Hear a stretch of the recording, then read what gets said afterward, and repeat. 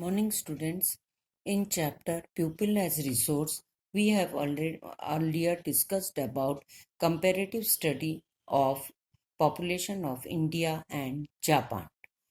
Population, whether qualitative or quantitative, perform activities. Activity means any work which is done. Activities are classified as economic and non-economic activities. Economic activities are done to earn money or profit. These activities result in production of goods and services for the market. Economic activities add value to national income. These activities are also known as market activities. Non-economic activities are those activities which are done out of care and respect. These activities do not produce for market, rather they produce for self-consumption. These activities are not included in national income, and these activities are known as non-market activities. Economic activities are further classified as primary activities, secondary activities, and tertiary activities. Primary activities, those activities which are directly related to nature. These activities use unskilled labor force. They generate low income, example agriculture, fishing and mining. Secondary activities includes all those activities which process raw materials into finished goods. They hire skilled labor force, generate high income, example factories. Tertiary activities, these activities generate services rather than producing goods. They engage highly skilled labor force, generate high income, example trade, transport, health and banking.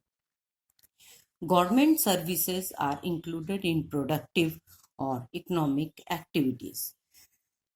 What is labor market?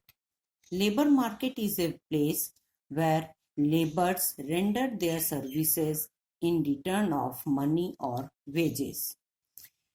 In labor market, both male and female labor are engaged, but in a typical labor market, male earn higher wages and female earn lower wages. Now our next question is why women are engaged in low paid jobs. This is mainly because most of the women are uneducated. They form unskilled labor force. They work in those sectors where there is no job security and they earn low income.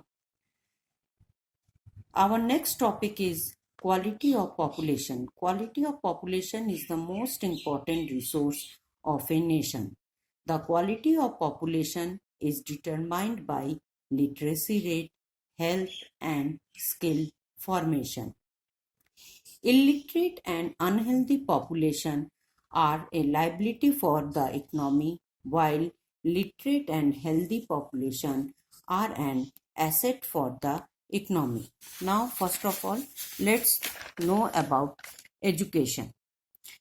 Education, that is, what is the role of education in human capital formation? Education changes population into capital or asset. Education increases the production and helps in increasing national income. As with education, a population change into skilled labor, which increases the national income. It contributes towards the growth of the society. It also helps in increasing the efficiency of the government. Now, Indian government has taken a number of steps to promote elementary or basic education. Some of these are setting up Navodaya Vidyalaya, vocational training or vocational education to develop skill, increase in plan outlay on education, Sarv Shiksha Abhiyan, midday meals, distant and IT educational institute, and bridge courses. In next topic, we will deal about what is the significance of Sarv Shiksha Abhiyan. Thank you. Have a nice